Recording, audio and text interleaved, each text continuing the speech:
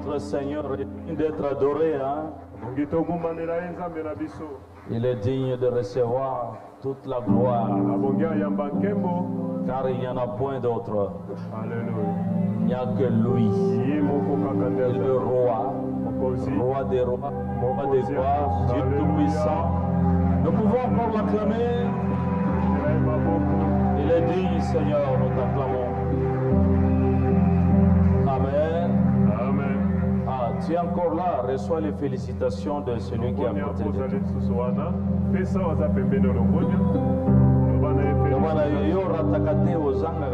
Vraiment.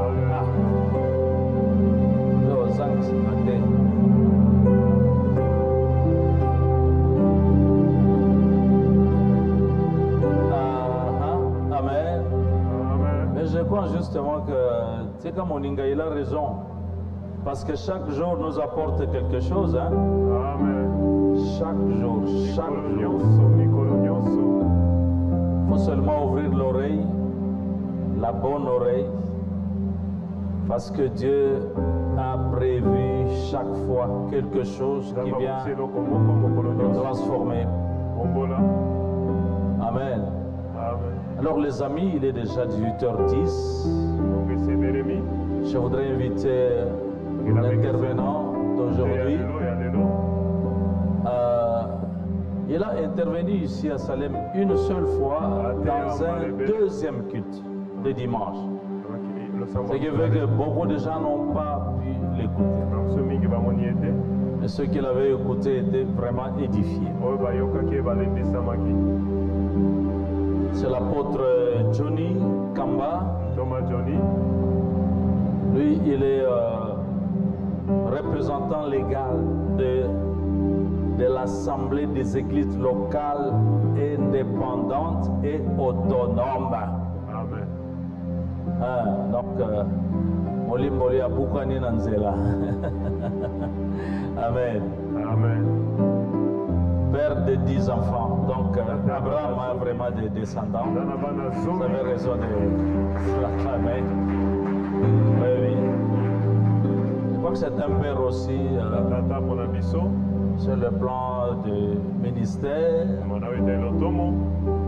Parce que lui, il était converti depuis 1980. Donc 5 ans avant moi.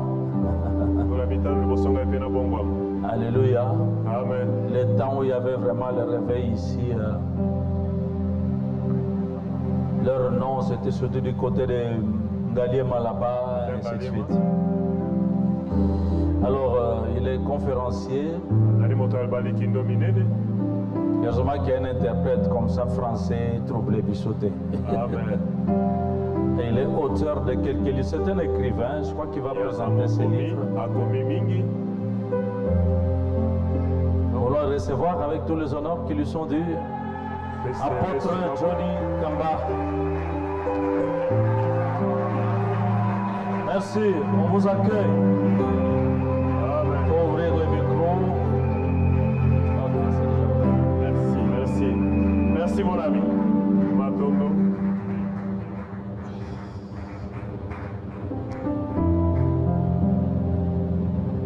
Toutefois que nous nous trouvons devant le peuple de Dieu, il y a toujours quelque chose qui se passe. Parce que on ne peut pas prétendre savoir ce qui convient d'être fait.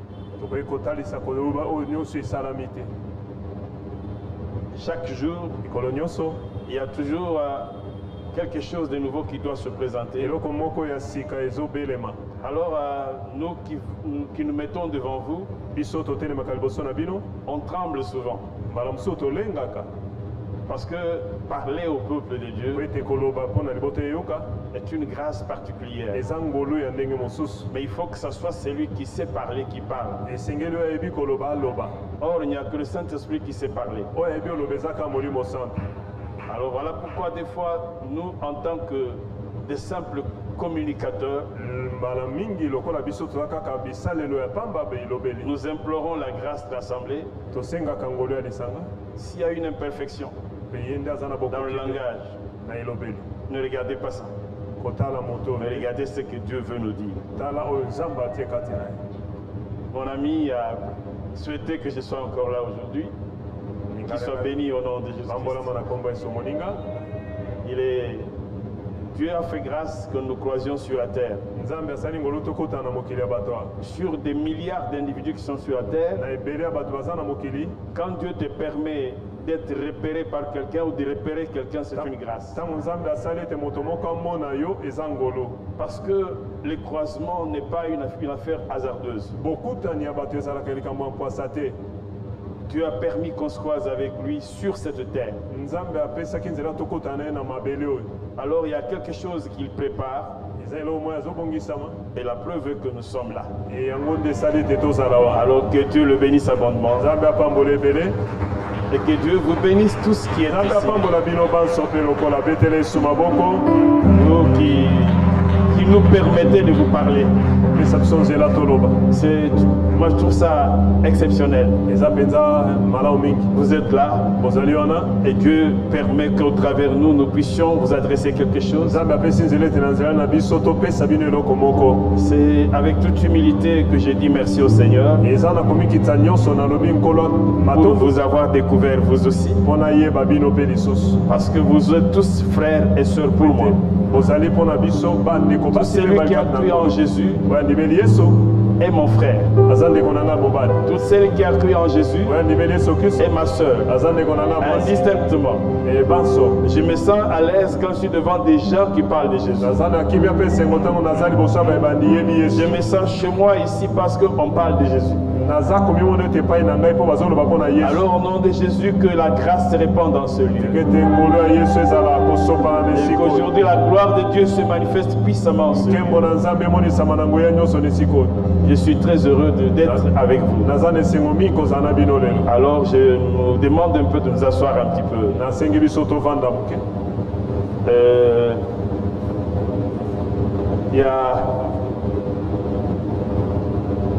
Le docteur a parlé tout à l'heure qu'on écrit de temps en temps certaines choses.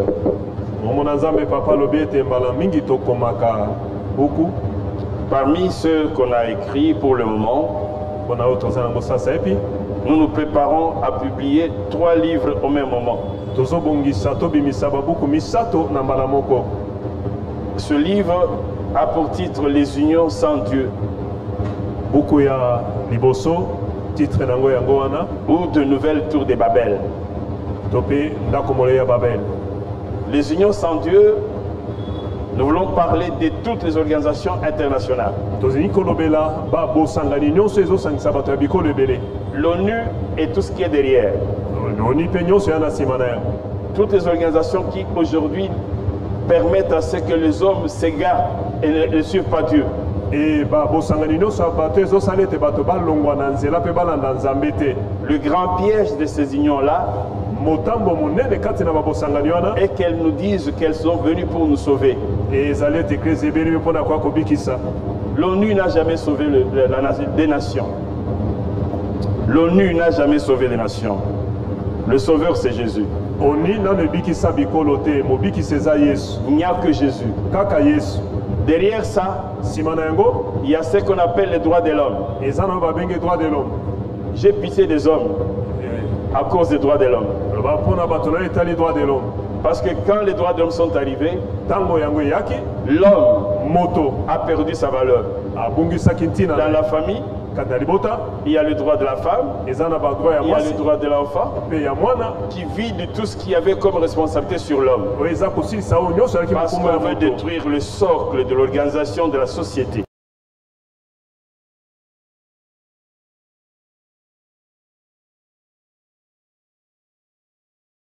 Il y a une chose que j'ai dit ici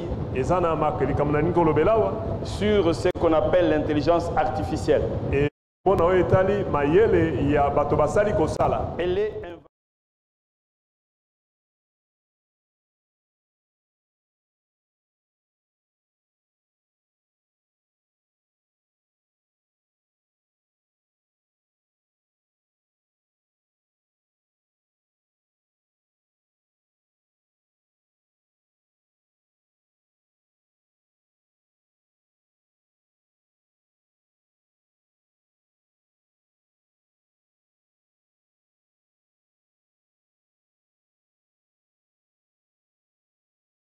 Et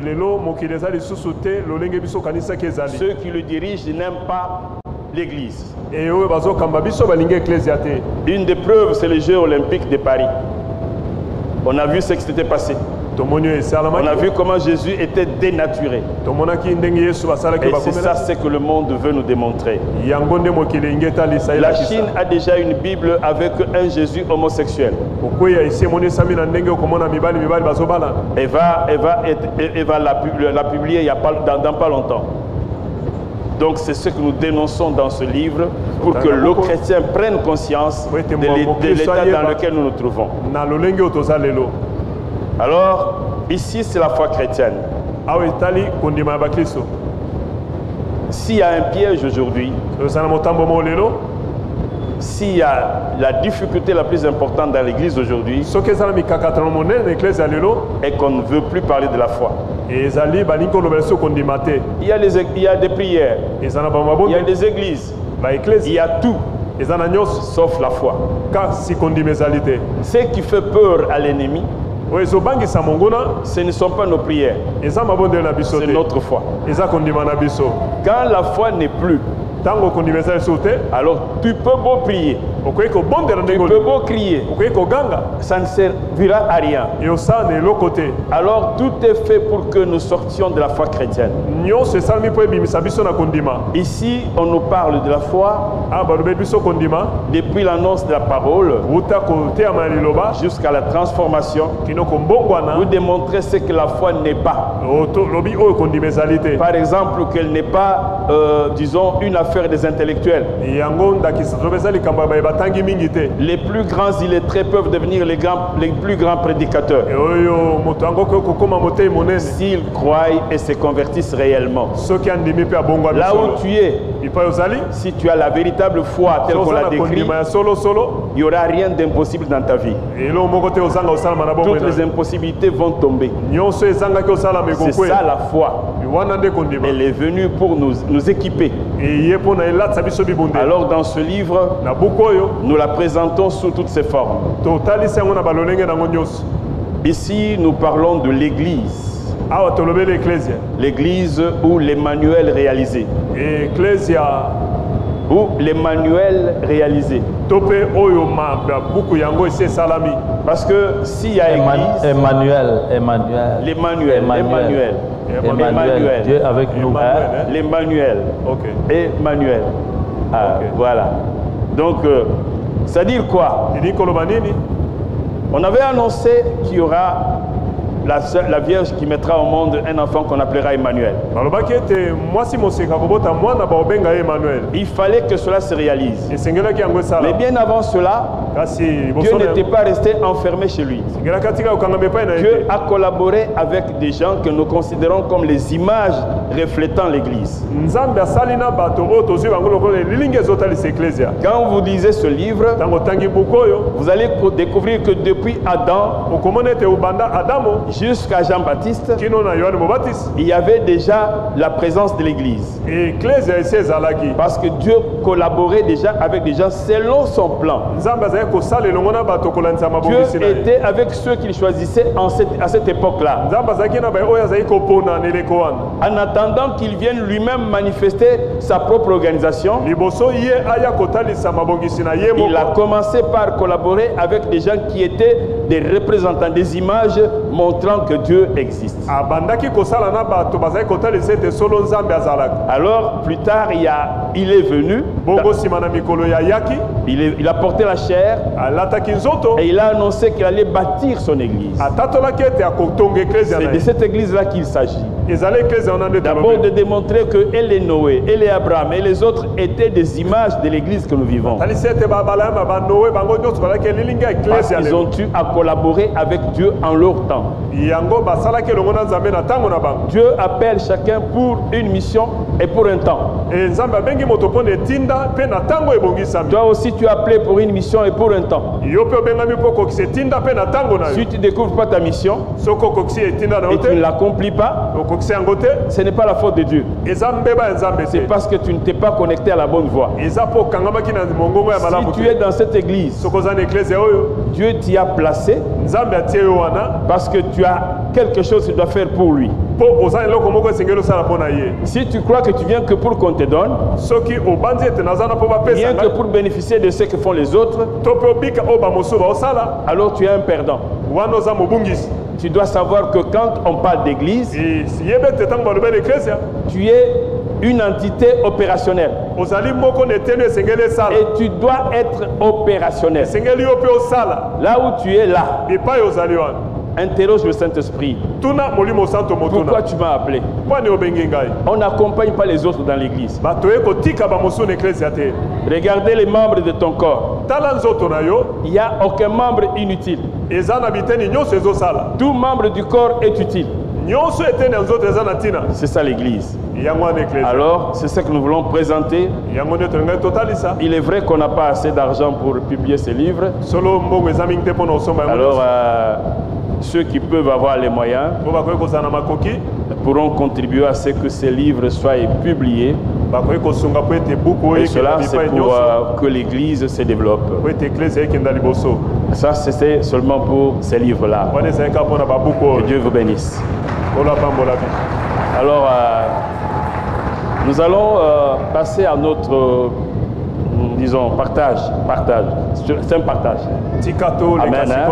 On va faire un partage. Ce soir, c'est juste un partage qu'on va faire. Dans ce partage, nous allons parler de ce qu'on appelle les principes bibliques qui assurent la prospérité.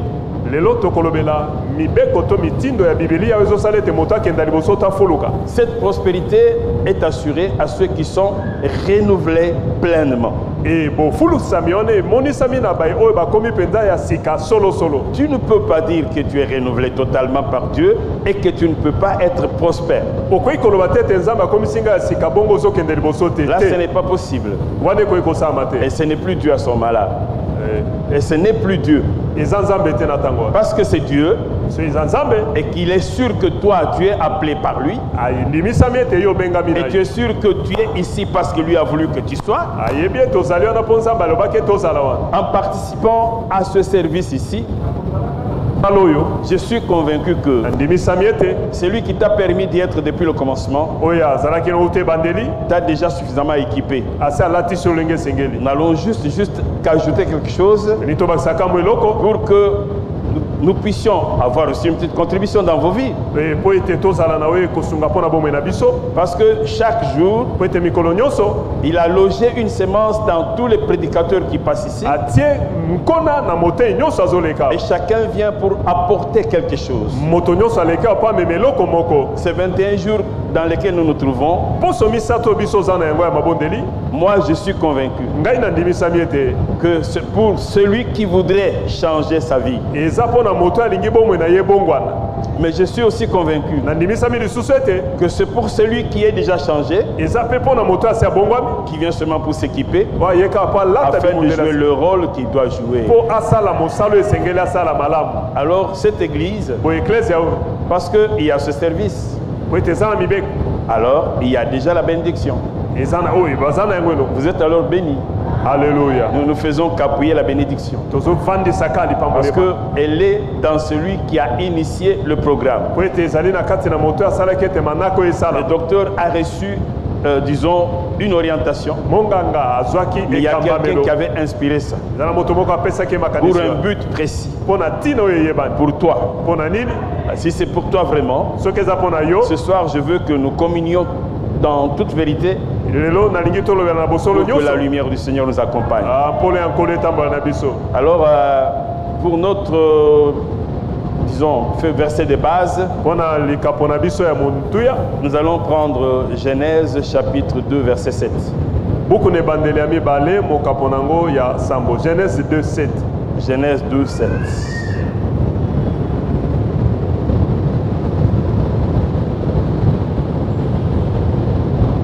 Pas 12, 2. Genèse 2, 7.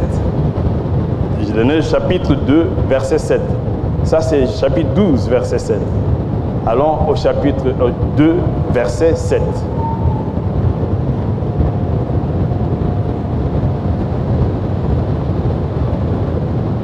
Voilà.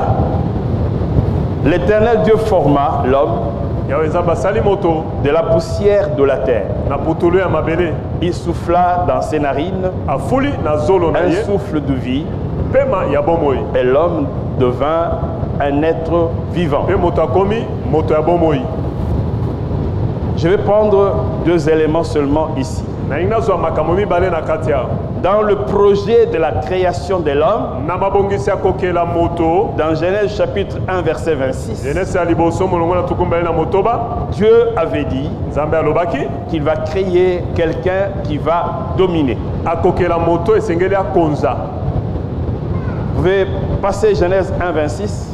Quand Dieu a pensé à créer l'homme, il a voulu faire un dominateur avant qu'il puisse lui donner la forme. Il savait ce qu'il était. Parce qu'il dit ceci. Dieu dit, faisons l'homme à notre image, selon notre ressemblance. Parce qu'il est à notre image et selon notre ressemblance et qu'il domine. Qui domine sur qui? Ou sur quoi? Sur les poissons de la mer, sur les oiseaux du ciel, sur les bétails, sur toute la terre et sur tous les reptiles qui rampent sur la terre. Voilà le but pour lequel Dieu crée l'homme. L'homme n'est pas créé pour subir. Il est créé pour pouvoir dominer. Voilà pourquoi, pour la réalisation de ce projet, il prend la terre. Que représente la terre? La terre, c'est la première créature de Dieu. La terre, c'est d'elle où il y a tout. Il n'y a aucune plante sans terre. Même l'eau est l'eau parce qu'il y a la terre qui l'encadre. Tous les animaux vivent de la terre. La terre, sous elle, c'est là où il y a toutes les richesses qui font tourner le monde aujourd'hui. Alors il dit, il prend un peu de cette terre-là. La terre, il la prend et il lui donne la forme. Je ne sais pas si tu te sens, comment tu te sens aujourd'hui. Si tu es de la théorie de Darwin, théorie de l'évolution. Voilà. Voilà. Si tu es dans cette théorie-là, où tu changes, où tu sors. Amen. Amen. Si tu es de la théorie de Darwin, où tu changes pendant que nous parlons ici, ou alors tu sors. Tu n'as pas de place ici. Ici, nous avons besoin de ceux qui sont créés, qui se reconnaissent comme des créatures de Dieu,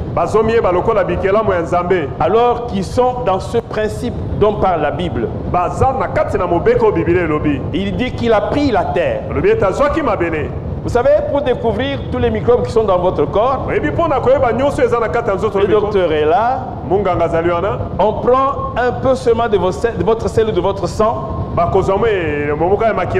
peu seulement, et on découvre tout ce qui est dans votre corps. Mais imaginez que pour vous faire vous là, Dieu a pris la terre. Qu'est-ce que ça voudrait dire? Tout ce qui est dans la terre, tout ce qui est sur la terre, était dans cette mode de terre. En toi là, il y a tout ce que tu as vu ailleurs là. C'est reconstitué totalement en toi. Parce que d'abord tu es cette terre là. Tu ne peux pas être la terre sans ce qui est sur la terre. Tu ne peux pas être la terre sans être ce qui est dans la terre. Les vers vivent sous terre, mais ils ne connaissent pas le diamant. Ils ne connaissent pas le diamant. Il y a des animaux qui creusent, qui creusent, qui creusent. Ils n'ont jamais découvert l'or. Pour savoir que ça c'est le diamant, ça c'est l'or, il fallait que l'or qui est ici repère l'or qui est là-bas. Il fallait que le diamant qui est là découvre le diamant qui est là-bas. C'est le diamant qui parle au diamant. Pour dire ça là, c'est une valeur. Ce n'est pas par hasard que tu découvres la valeur d'une pierre. C'est parce qu'en toi, tout cela est déjà inscrit. Il y a cette terre-là. Qu'est-ce qui arrive? C'est seulement une réflexion de Dieu qui fait réfléchir une chose en toi pour que tu te découvres dans une autre chose. Parce que tout cela est déjà en toi. Si l'homme peut savoir qui il est, rien que sur l'aspect du fait qu'il est une motte de terre, je suis sûr et convaincu que beaucoup de choses vont changer dans sa manière de voir le monde. Il y a une révolution qui doit se créer en toi. Pour que sur cette terre où nous sommes ici, que rien ne puisse monter au-dessus de toi. Et pour que cela soit possible, alors il a soufflé dans la terre. C'est quoi le souffle? C'est ce qu'on appelle le psyché, le pneuma. Le pneuma, c'est-à-dire l'esprit de Dieu qui est venu entrer dans l'homme. Qu'est-ce que ça voudrait dire à ce moment-là? Il est le croisement de ce qui est céleste et de ce qui est terrestre. Il est le croisement de tout ce qui est dans le ciel et de tout ce qui est sur la terre et sous la terre. C'est ça l'homme. Quand tu accèdes à cette dimension-là, il n'y a rien qui peut te résister. Adam a vécu. Il a donné des noms à toutes les créatures.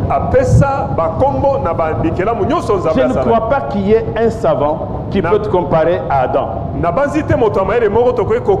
a aucun savant aussi grand qu'Adam. Imaginez, pour donner des noms à toutes les fourmis, c'est quel travail? Imaginez, donner le nom à toutes les herbes qui rampent. Pouvez vous imaginer quand vous appelez chaque poisson par son nom, qui a donné des noms? Un seul bonhomme, Adam. Je ne sais pas si vous imaginez la dimension d'intelligence qu'avait Adam. Comment faisait-il pour donner des noms aux poissons? Est-ce qu'il entrait dans l'eau? Est-ce qu'il se mettait là, chacun se posant devant lui? Tout un mystère. Comment a-t-il donné des noms aux oiseaux? Comment a-t-il fait? Ça, c'est la présence de Dieu dans la terre. Quand tu es cette terre-là et tu fais le croisement avec ce qui est là-haut, il n'y a rien qui peut te résister. Tant qu'il n'avait pas touché à la connaissance du bien et du mal, le mot mal ne pouvait pas intervenir dans sa vie. Il ne pouvait pas se poser la question: je suis malade, je suis fatigué, je dors. Ça ne pouvait jamais arriver. Parce que le mal n'était pas encore en lui. Il ne s'était jamais blessé. Il n'était jamais tombé. Il ne s'était jamais noyé. Parce que le mal ne pouvait pas l'atteindre sous toutes ses formes. Pourquoi? Il était le croisement de la terre et du souffle. Est-ce que tu te reconnais dans celui qui a fait ça? Aujourd'hui, on vient te dire que non, tu n'es pas créé. Tu es juste le produit d'un accident. Du poisson au singe, du singe à l'homme. Dans l'autre temps, il y a des poissons qui ne sont jamais devenus des hommes. Il y a des singes qui ne sont jamais devenus des hommes. On les appelle tous singes. Donc il n'y avait qu'un singe spécial qui devient l'homme. Et il y a des hommes qui vont, ils se disent intelligents, on leur dit ça, ils disent que c'est ça la vérité. Si tu avais logé ça dans ta tête, reconnais-toi aujourd'hui comme la créature du maître des cieux et de la terre. Si tu veux vivre des choses nouvelles, parce que maintenant nous parlons ici, nous sommes au temps de vérité. Parce qu'il faut savoir qui tu es. Si tu ne connais pas ton identité, si tu ne sais pas qui tu es, tu ne sais même pas pourquoi tu es. Il faut savoir qui tu es. Donc l'homme, voilà ce qu'il était au commencement. C'est que tu es là. Aujourd'hui tu dis que tu souffres. C'est parce que tu as laissé beaucoup d'éléments extérieurs te dominer. Ton père et créateur t'a aimé depuis le commencement. Il a dit qu'il t'a créé pour dominer. Tu n'es pas créé pour souffrir, mais pour créer, pour dominer. C'est ce que toi tu es. Tu dois dominer. Alors qu'est-ce qui t'empêche de dominer? Ce qui est arrivé dans Genèse 6.3. Oui, c'est ce qui a fait qu'aujourd'hui nous perdions cette grâce-là. Et dit Genèse 6.3. Genèse 6.3. Alors l'Éternel dit, mon esprit ne restera pas à toujours dans l'homme, car l'homme n'est que chair, et ses jours seront de 120 ans. Voilà le jour de la rupture. Le jour que Dieu vient mettre un terme à la dimension dominatrice de l'homme. C'est le jour qui dit que son esprit ne va plus demeurer toujours dans l'homme. Depuis ce jour-là, il n'y a plus jamais eu une effusion du Saint-Esprit. Il pouvait collaborer avec qui il voulait, comme il voulait, là où il voulait. Et seulement pour une mission orientée. Par exemple, à Noé, il ne lui a pas donné la mission d'évangélisation. Toi, bâtis seulement l'arche. Moi, je vais détruire. Le moment venu, tu entres. Sa seule mission était de préparer assez d'espace pour toutes les créatures qui devaient être sauvées. Et le moment venu, on lui a dit d'entrer. Il est entré. Il n'avait pas la mission de dire aux gens, convertissez-vous, venez, venez. Non. Sa mission était de sauver la nature humaine, tout simplement. Et quand Noé était sauvé, après lui, ses enfants se sont rebellés. Se rebeller, ça veut dire quoi? Dieu voulait qu'ils s'étendent sur la terre. Et ils ont créé la tour de Babel. Alors, ils ont voulu que dans cette tour-là, ça soit toute leur vie. Alors Dieu, il a vu ce qu'ils étaient capables de réaliser. Mais il a dit, je ne vais pas les laisser faire ça. Il est venu, il a détruit la tour, mais il n'a tué personne. Amen. La tour était une grande maison en étage. Mais Dieu n'avait tué personne. Au contraire, les hommes qui étaient dans cette tour, il les a éparpillés sur la terre, avec comme élément de séparation des langues différentes. Ils ne s'entendaient plus. Chacun parlant une langue différente. Et après, chacun prenait sa direction. Et voilà comment ils sont allés se répandre sur la terre, même s'ils ne le voulaient pas. Quand Dieu veut te faire une chose, tu la feras avec ou sans ta volonté. Ah oui. Il n'a pas demandé leur avis. Il a seulement fait et après ils étaient obligés de se séparer. Ça c'est ce que Dieu a fait. Parce que Dieu reste Dieu. Dieu t'aime. Il t'aime parce que la dimension de domination est une dimension divine. C'est un caractère divin. Ça n'a rien à voir avec l'homme. On peut venir te dire, si tu fais ceci, si tu vois cela, si tu sacrifies ceci, tu deviendras. Oui, ça peut arriver. Mais pour combien de temps? Et tu ne quitteras jamais cette terre tête haute. Tous ceux qui ont fait cela, ils ont quitté cette terre malheureux. Parce que Dieu ne peut pas permettre que tu puisses avoir la domination sans lui. Toutes les nations qui se sont trompées de domination, parce que Dieu n'a pas dit que tu vas dominer sur l'homme. Dieu n'a jamais demandé à l'homme de dominer sur l'homme. Non.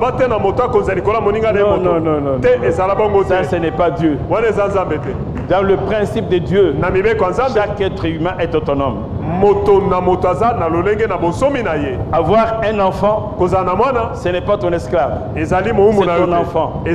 Il est une personne autonome. En lui, Dieu a logé des choses particulières. Il a sa vie. Et Dieu permettra ce qui s'exprime tel que Dieu le veut. Parce que tous les temps appartiennent à Dieu. Et tous les hommes appartiennent à Dieu. Toutes les nations qui se sont détournées de Dieu, croyant qu'elles sont devenues puissantes, ont disparu. Ont disparu. On ne vous trompe pas. Même aujourd'hui, il y a des nations qui n'existent plus. On entend encore des noms. Excusez-moi ce que je vais dire, parce que ça c'est moi. Pour moi, l'Amérique est déjà finie. C'est un pays fini. Parce qu'on ne peut pas prétendre être riche quand on est super endetté. Il n'y a pas un seul pays au monde qui est aussi endetté que l'Amérique. C'est un pays le plus endetté du monde. C'est un pays du mensonge. Si tu veux connaître le mensonge, apprendre le mensonge, va aux États-Unis. Tu deviendras le plus grand menteur au monde. Tu ne peux pas gérer avec le mensonge et dominer sur la terre. Il y aura quelqu'un de tout petit qui va s'élever et marcher sur toi. Ça, ne vous en faites pas. Ce n'est pas celui que tu crains là. C'est quelqu'un du néant qui va s'élever et te mettre sous ses pieds. Dieu a fait cela avec Babylone. Il l'a fait avec beaucoup de nations. Il continue à le faire encore aujourd'hui.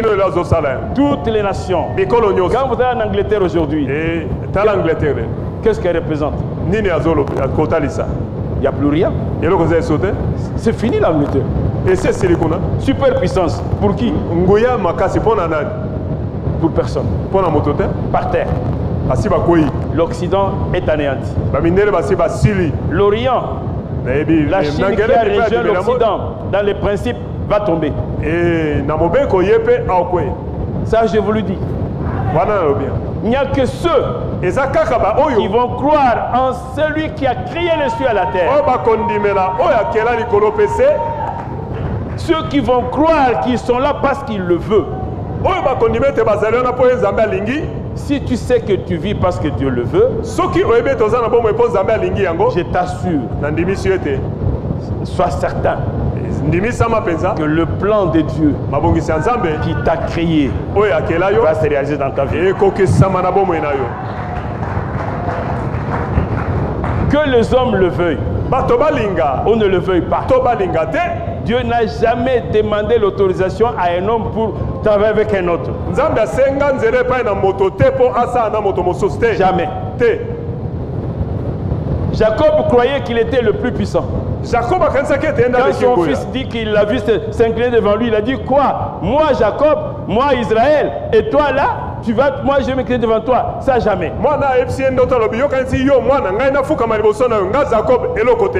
Il a créé un problème. Mais un jour, il est venu. Il était tout petit devant cet enfant. Quand Dieu veut élever quelqu'un, ce n'est pas toi qui peux l'arrêter. Quel que soit ce que tu es, quel que soit ce que tu penses, quel que soit ce que tu veux, parce qu'il est Dieu. Il reste Dieu. Ce n'est pas parce qu'il s'appelait Israël que Dieu pouvait tout faire que par lui. Oh, Dieu faisait cela par lui parce que c'était son enfant.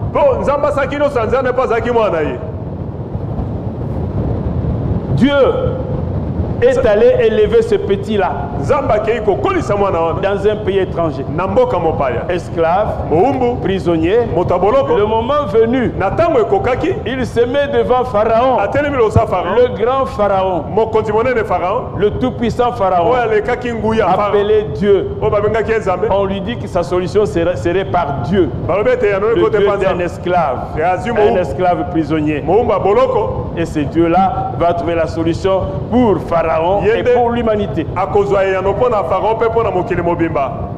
Et là, celui qui avait acheté ce petit-là était là assistant.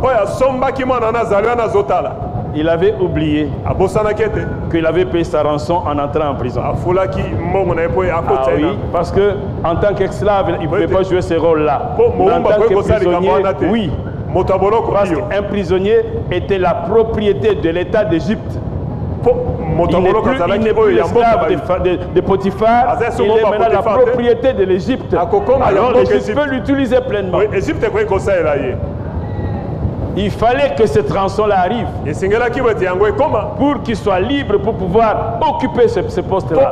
S'il était resté chez Potiphar, ce jour-là, c'est Potiphar qui prenait la place. L'injustice là était bonne pour lui. Il arrive des choses très mauvaises pour toi. Et tu crois parce que Dieu ne t'aime pas, c'est parce qu'il t'aime. Comment veux-tu vaincre sans combat? On ne peut pas parler de victoire s'il n'y a pas de combat.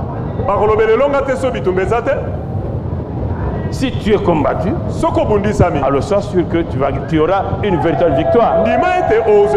C'est là ton problème. Tu trembles quand on te dit, oh, on voit que tu es combattu, tu commences à trembler. J'aime être combattu. C'est là où mon maître va se manifester. Mais il est où? En moi. Il n'est plus hors de moi. Vous savez, sur la terre où nous sommes ici, il y a beaucoup de théories aujourd'hui qu'on a développées pour devenir riche. Le marketing, le coaching, le ceci, cela. C'est plein. Qui est réellement riche avec le marketing? Qui est réellement riche avec le coaching? Et Salomon avait fait quel marketing pour devenir riche? Qu'est-ce qu'il avait fait? Il s'est connecté à celui à qui appartiennent toutes choses. Pas pour lui demander la richesse, mais pour lui demander ce que l'homme ne peut pas trouver. La sagesse. Aujourd'hui, on t'a donné plus que la sagesse.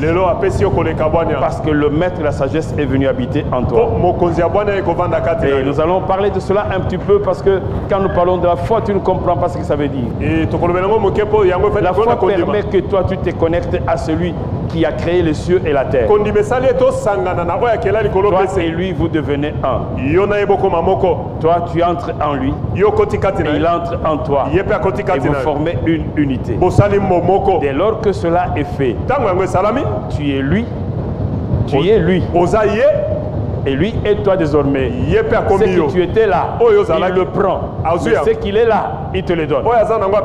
As-tu déjà pris cette dimension-là pour savoir ce que tu es devenu dès lors que tu as dit oui à Jésus? Quand tu ne te connais pas, tu ne vivras jamais ta dimension. Ton problème est que tu ne sais pas qui tu es. Quand un prince ne se connaît pas, son esclave va dominer sur lui.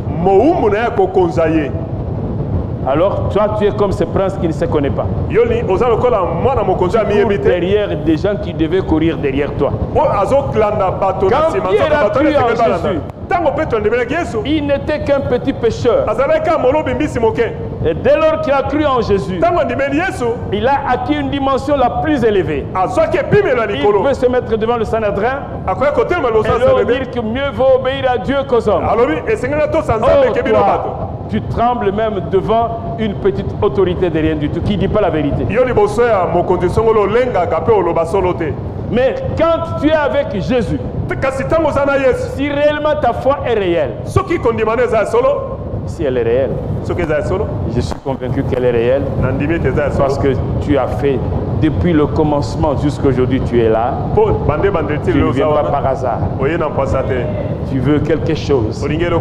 Elle est à ta portée. Elle est pour toi aujourd'hui.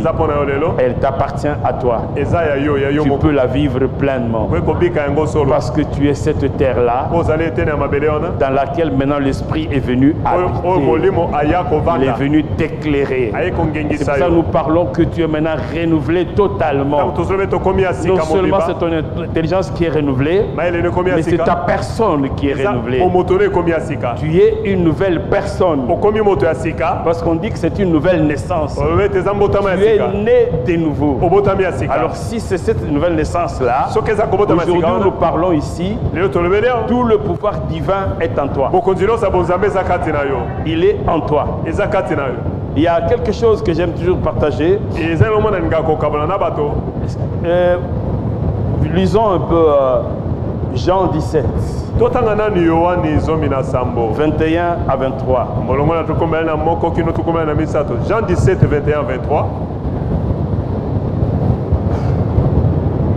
Jean 17, 21 à 23.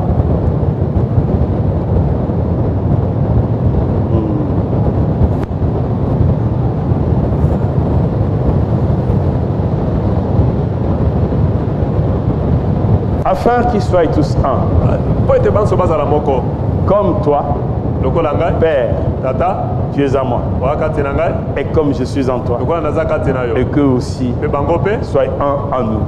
Pour que le monde croie que tu m'as envoyé. Quand tu lis un pareil verset, qu'est-ce qui t'inspire? C'est ce que nous appelons le triangle de perfection.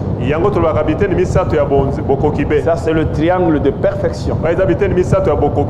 Il dit que lui, dans le Père, le Père en lui, et lui en nous.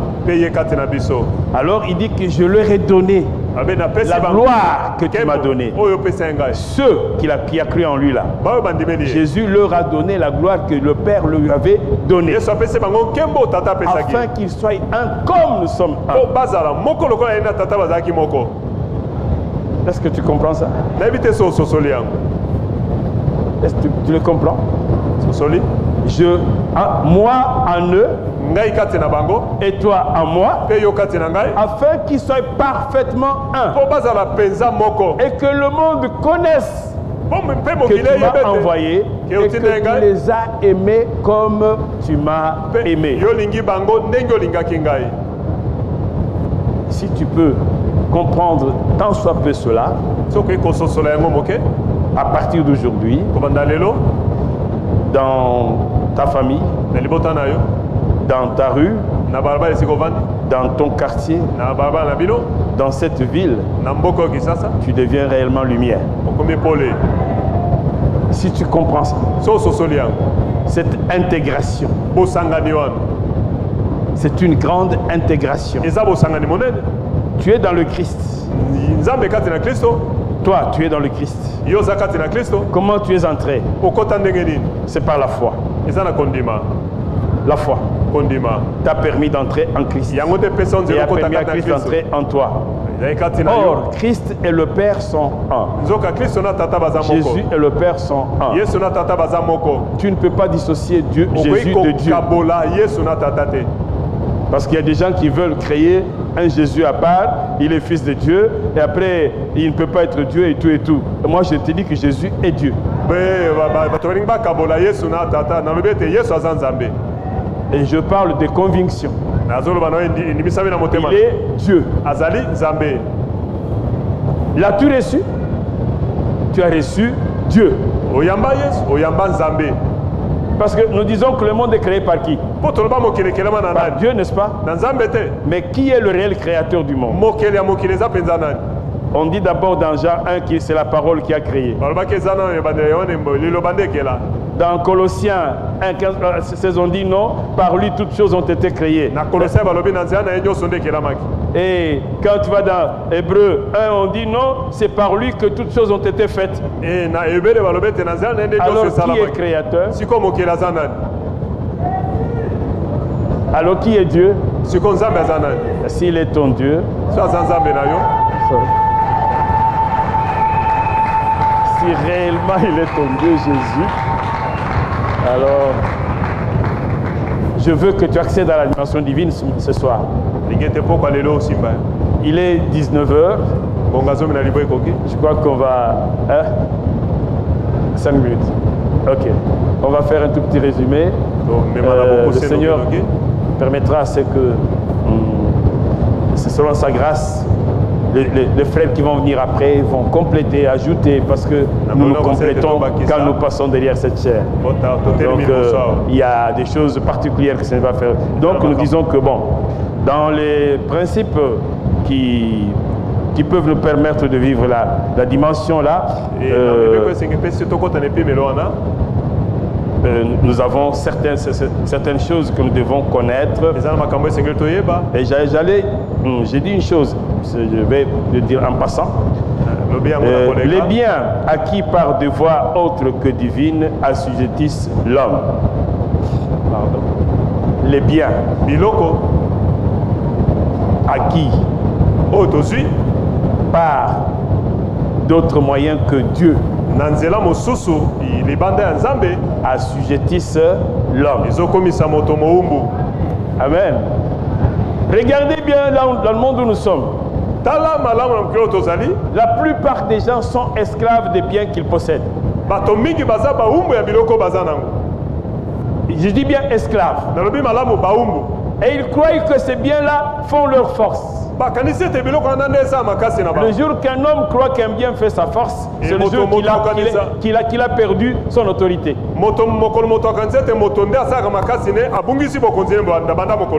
La voiture que tu as là, elle a été conçue par quelqu'un. Un être humain comme toi. Pendant que toi tu es en train de croire que tu as acquis une chose importante là, pour lui c'est déjà dépassé. C'est dépassé. Il pense à autre chose. Il est déjà plus loin. Toi tu es resté dans cette voiture. Et comme tu es là-dedans, toute ta vie va se concentrer là-dessus. Et l'ennemi va te piéger que là-dessus. Il te mettra en colère que là-dessus. Il va t'opposer à ta famille que là-dessus. Parce que tu as cru que tu as trouvé quelque chose de grand. Il n'y a rien de plus grand que l'homme d'abord. Et s'il n'y a rien de plus grand que l'homme, il n'y a donc plus rien de grand que Dieu. S'il y a une chose de valeur que tu peux trouver, c'est le jour que tu te retrouves en Christ. Le jour que Jésus-Christ est ta base, c'est le jour-là que tu as acquis une chose de valeur. Celle que personne ne peut te ravir. Alors, les biens que nous voyons sur cette terre sont d'abord passagers.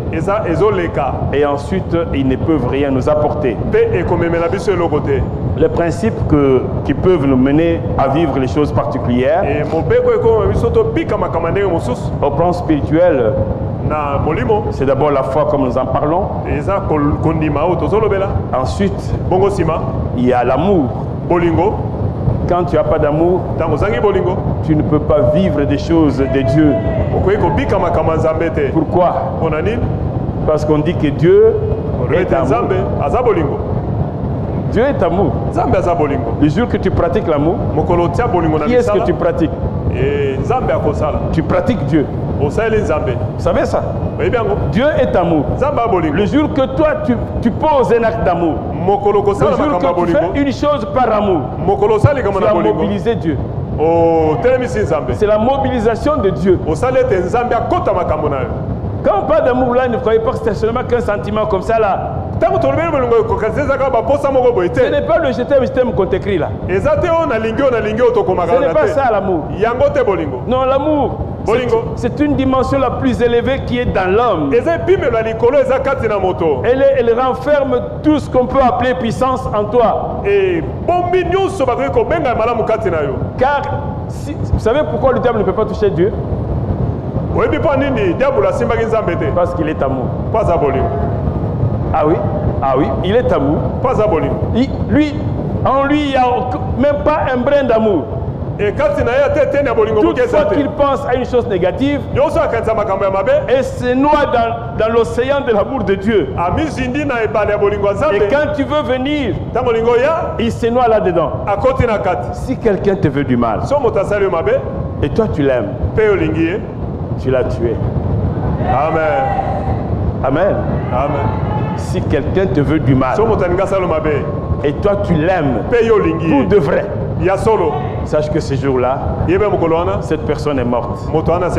Parce qu'il n'y a aucune autorité qui peut te toucher quand il y a l'amour. La puissance la plus élevée de toutes les puissances, c'est l'amour. Tu peux jeûner, tu peux tout faire, mais si tu n'as pas d'amour, tu n'es rien. Tu peux bien prier en tapant les mains. C'est à la mode aujourd'hui. Hein?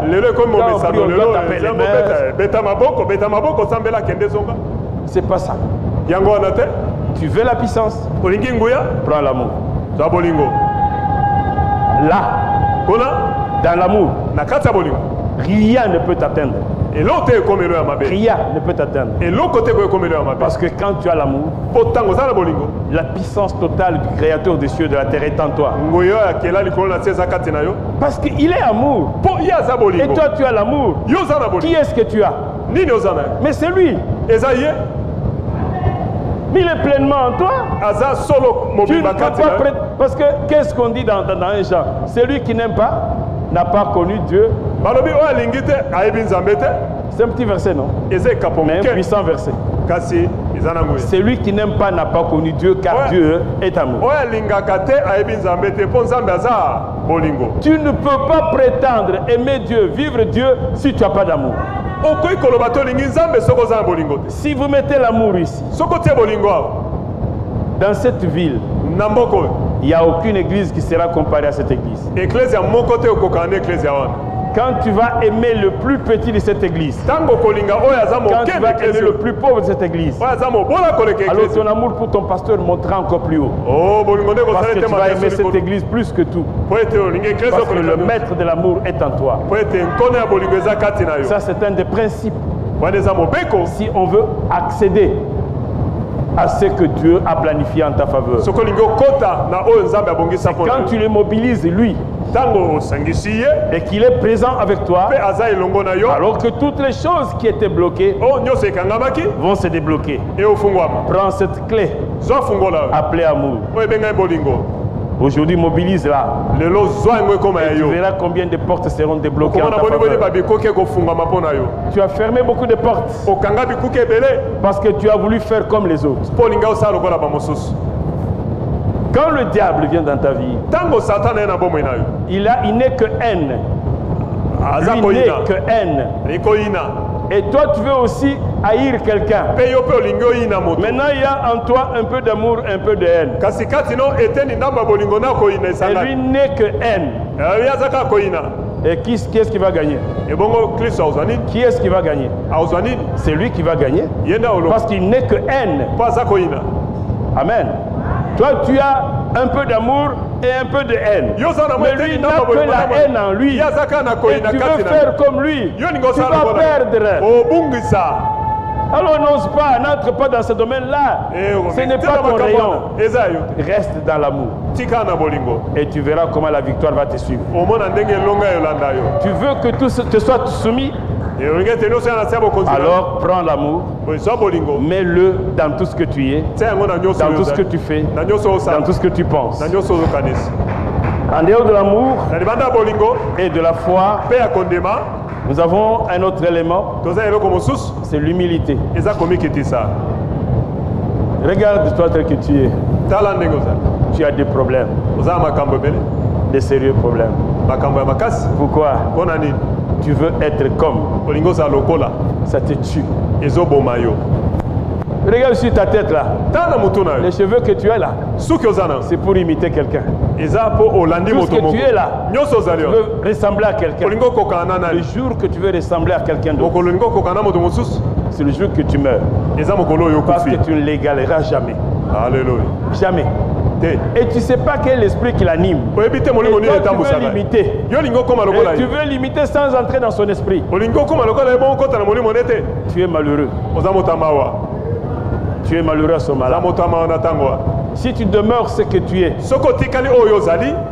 on dit que Dieu connaît le nombre de cheveux qui sont sur la tête des hommes.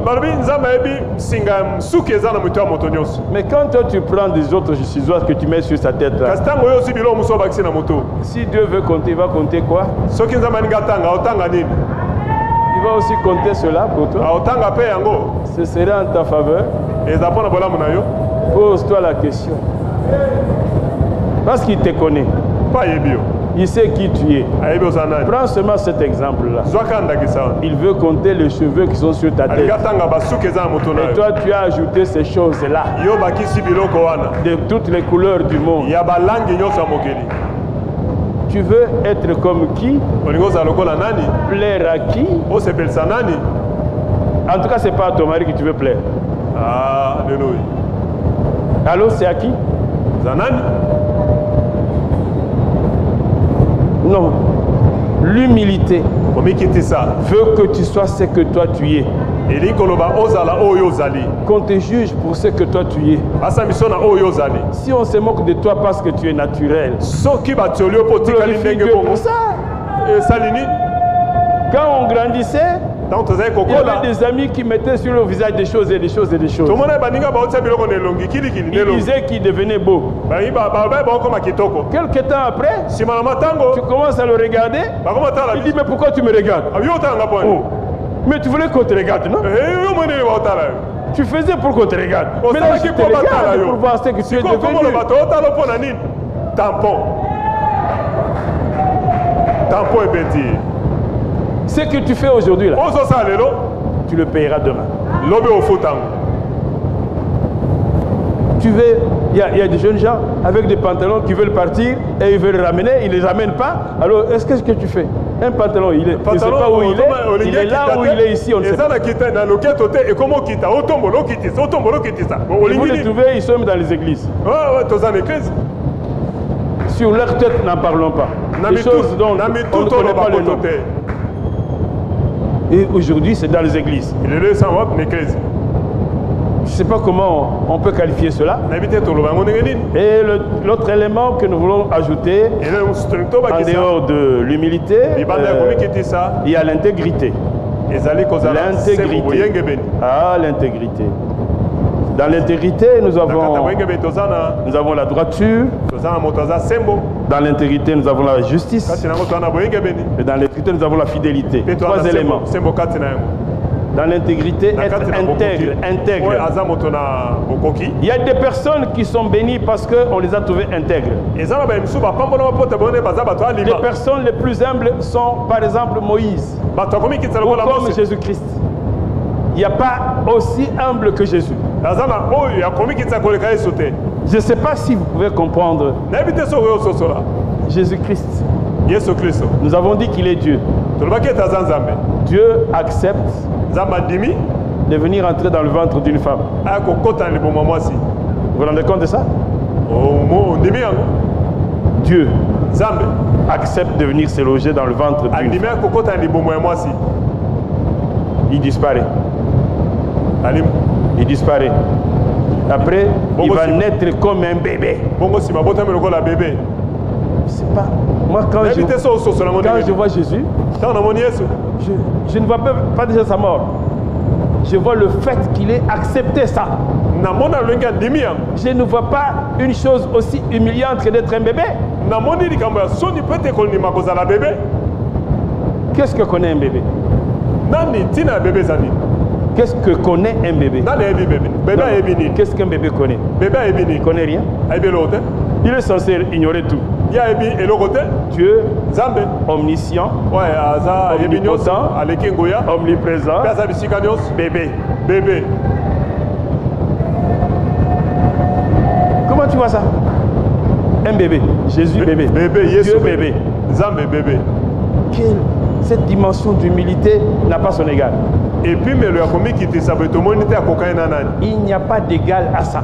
Moto akokaina na longo azate. C'est la dimension la plus élevée de l'humilité. Et ça et puis mais Que le le Dieu créateur Zambe moke. accepte d'être un bébé à qui on va apprendre. Ouvre la bouche, mange, mets-toi, debout, parle. Comment? L'humilité.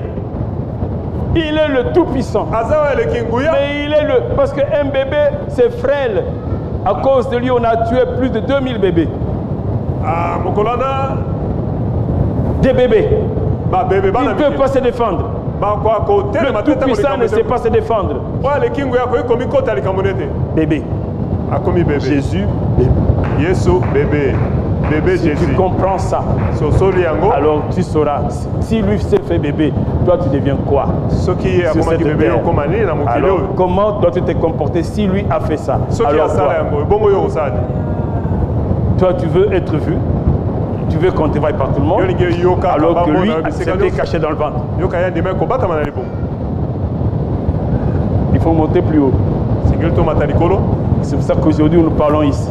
Il n'y a personne qui peut l'égaler. Parce qu'il s'était trop humilié. Trop humilié. Il y a des choses qui, quand tu les fais, tu achètes la hauteur la plus élevée. L'intégrité, il y a des personnes qui étaient jugées intègres.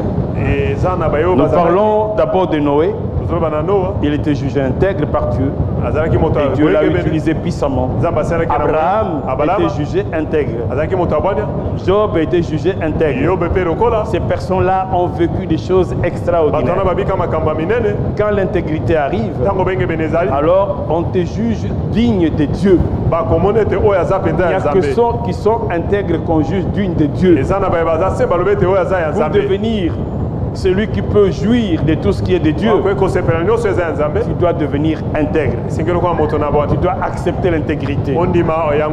Pour l'intégrité, commence par respecter ta foi. Commence par respecter ton église.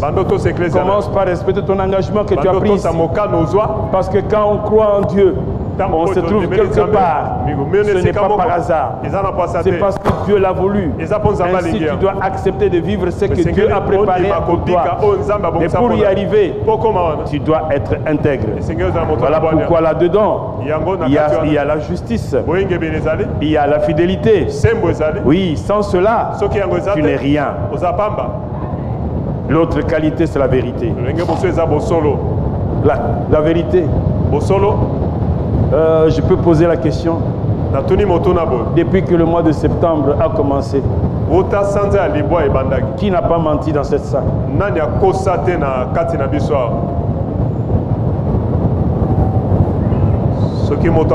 Depuis septembre, tous des menteurs. Mais tous chrétiens. Vous voyez ça? Qu'est-ce qui t'empêche de dire la vérité? Tu es un hypocrite. Tu es un vrai hypocrite. Pour qu'est-ce que tu caches? Ce que tu veux cacher là, Dieu le sait. Il le sait. Alors ne cherche pas à cacher ce que Dieu connaît déjà. Sois sincère. Ouvre-toi. Dis la vérité. Même si elle doit t'écouter quelque chose. Mais dis la vérité. Si tu le fais avec Jésus devant toi, comme il est vérité, il va atténuer le choc. Les conséquences que tu crains là ne t'arriveront pas. Imaginez dans une église, dans une chorale, dans un groupe, où les gens ne se disent jamais la vérité. Mais ils rient tous les jours. Ils font des choses tous les jours. Mais il n'y a pas de vérité. Où est la vie? Il faut apprendre à dire la vérité. Brise le mur du mensonge. Le monde où nous sommes ici, tout peut s'arrêter à tout moment. Humilie-toi. Apprends à dire la vérité. Tu ne perdras rien. Le jour que tu dis la vérité, même si elle ne plaît pas, c'est la vérité.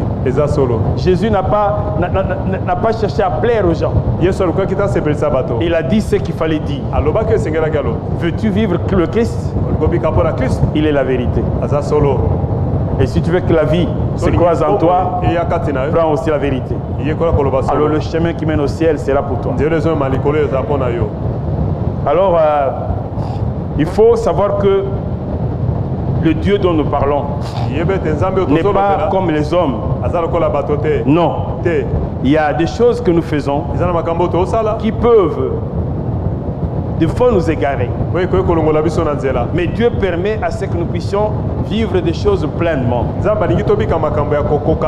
Alors quand tu es déjà en Jésus-Christ, quand tu as cessé d'être juste un être psychique, quand tu es devenu un être pneumatique, alors il faut à partir de ce moment-ci changer les méthodes. Et qu'est-ce qu'il faut faire dans ta vie? Il faut éviter les raccourcis. Amen. Amen. La plupart des gens ont des problèmes parce que ils passent par les raccourcis. Quand le peuple d'Israël est sorti d'Égypte, il y avait un raccourci. Mais Dieu n'a pas permis qu'il passe par là. Pourquoi? Dieu voulait se glorifier. Il voulait se glorifier. Aujourd'hui, on se marie parce qu'on veut plaire aux gens. Oh, l'âge est dépassé. Quel âge? Il n'y a pas d'âge pour le mariage. Il n'y a pas d'âge. Quand on s'est marié chez nous à 12 ans, on disait que c'était précoce. Mais quand il s'agit de la prostitution précoce, on trouve que c'est normal. Mais toi, ne te marie pas parce que tu veux plaire aux hommes. Marie-toi parce que le temps est arrivé. Et l'homme que tu dois prendre en mariage est là. Et cette femme-là est là. Pas celle que tu as enviée depuis toujours. Non, celle que Dieu veut te donner. Quelle que soit sa position, quelle que soit sa taille, quelle que soit ce qu'elle est, tu l'acceptes. Ce serait le mariage. Le vrai. Ne cherche pas les raccourcis. Ne fais pas des choses pour plaire aux hommes. Le jour que tu le fais, alors tu es en train de tout perdre. Nous voulons que la grâce de Dieu qui est avec nous nous permette aujourd'hui que dans sa plénitude qui est devenue la nôtre, nous accédions à des choses nouvelles. Que là où tu es, que tu deviennes la lumière pour éclairer non seulement ta petite vie, mais l'environnement que tu occupes. Le Congo a besoin de toi. Nous voulons un Congo nouveau. Mais pour cela, ce sont des gens renouvelés que vous êtes aujourd'hui qui vont animer le nouveau Congo. Que la gloire de Dieu se manifeste en vous. Au nom puissant de Jésus-Christ. Que Dieu vous bénisse.